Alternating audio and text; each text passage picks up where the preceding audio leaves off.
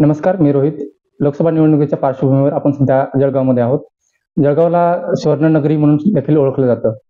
जळगावचा सोने व्यापार जो आहे, सोन्याचा व्यापार आहे, तो पूर्ण महाराष्ट्रात नाही तर देशभरात प्रसिद्ध आहे. आपण या जळगावच्या सोने व्यापाराबद्दल काही माहिती जाणून घेणार आहोत. जळगावचा जो सोने व्यापार आहे, जळगाव बाजारात सोन्यामध्ये 99-50 ची शुद्धताचे सुरुवातीपासून दागिने विकले जात होते आणि आता पण विकले जातो. याचे भाव फॅन्सी दागिने पण विकले जातात. कमी नफ्यामध्ये भरपूर व्हरायटी आणि गॅरंटेड माल हा जेव्हा हॉलमार्किंग न होता तेव्हापासून तर आता हॉलमार्किंग आल्यापासून बी तसं लागू चालू आहे, म्हणून मार्केट फेमस आहे.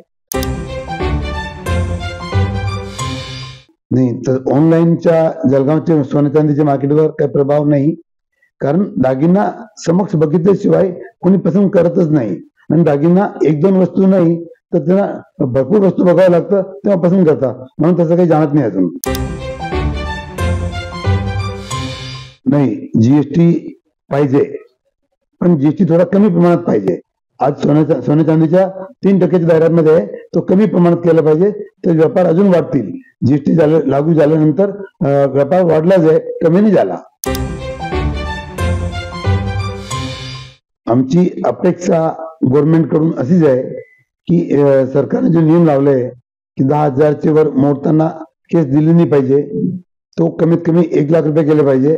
कारण आता 7,500 रुपये पर ग्राम होऊन गेलेला आहे सोनं, आणि विक्रीमध्ये 2 लाखापेक्षा केस जास्त घेता येत नाही ग्राहकाकडून, तर ती 5 लाखाच्या दरम्यान दारा केला पाहिजे.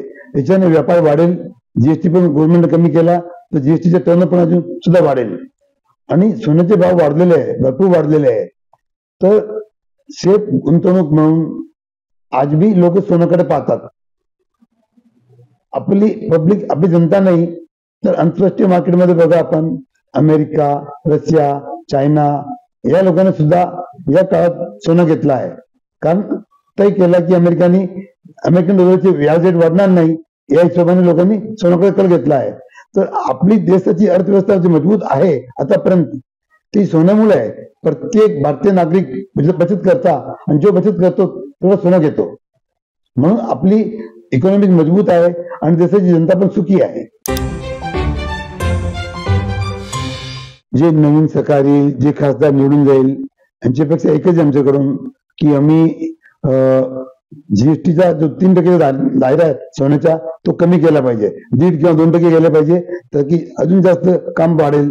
दुसरा, जो केस मोडमध्ये जो 10,000चा नियम आहे तो 1 लाखावर केला पाहिजे, आणि विक्रीचा जो 2 लाखाचा नियम आहे तो 5 लाखाचा दायरा केला पाहिजे. ही सरकारकडून, खासदारकडून ही अपेक्षा आहे, ताकी व्यापार करताना सरळता राहील, सुगमता राहील आणि टर्नओव्हर वाढेल.